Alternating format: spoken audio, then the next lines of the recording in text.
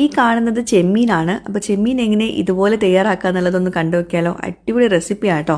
ഇങ്ങനെ തന്നെ തയ്യാറാക്കി നോക്കും വേണം. വലിയ ചെമ്മീൻ വെച്ചിട്ട് ഇതുപോലെ ചെമ്മീൻ ആദ്യം കത്രിക വെച്ചിട്ട് ഒന്ന് കട്ട് ചെയ്തെടുക്കുക. അതിനുശേഷം തലയുടെ ഭാഗവും വാലിൻ്റെ അറ്റവും കട്ട് ചെയ്യാണ്ട് വേണം കട്ട് ചെയ്തെടുക്കാൻ. എന്നിട്ട് കത്തി വെച്ചിട്ട് നന്നായിട്ടൊന്ന് വരിഞ്ഞെടുക്കുക. ആ മീറ്റ് 2 പോർഷൻ ആവുന്ന രീതിയിൽ കേട്ടോ. കാണിക്കുന്ന പോലെ തന്നെ നല്ല സിമ്പിളാണ് സംഭവം. എന്നിട്ട് നന്നായിട്ട് കഴുകി വൃത്തിയാക്കിയിട്ട് വെള്ളമൊക്കെ ഡ്രെയിൻ ചെയ്തിട്ട് മാറ്റി വെക്കുക. ഇനി മസാല തേക്കണം. മുളക് പൊടി, മഞ്ഞൾപ്പൊടി, മല്ലിപ്പൊടി, ഉപ്പ്, സോയ സോസ്, ഇത്ര മാത്രം മതി കേട്ടോ. സോയ സോസ് നിർബന്ധമാണ്. എന്നിട്ട് നല്ല തിക്കായിട്ട് മസാല തേച്ച് പിടിപ്പിക്കുക ചെമ്മീനിൽ കേട്ടോ. എന്നിട്ട് വെളിച്ചെണ്ണ ചൂടാക്കിയിട്ട് കറിവേപ്പില ഇട്ട് കൊടുക്കുക. എന്നിട്ട് ചെമ്മീൻ ഇതാ തിരിച്ച് മീറ്റിൻ്റെ ഭാഗം എണ്ണയിലാവുന്ന രീതിയിൽ വേണം ഇട്ട് കൊടുക്കാൻ. 2 വശവും കുക്ക് ചെയ്തെടുക്കുക.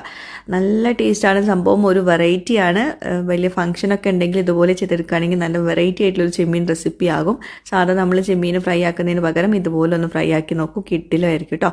അപ്പം ട്രൈ ചെയ്തിട്ടുണ്ടെങ്കിൽ താഴെ കമൻറ്റ് ചെയ്യുക. Thank you.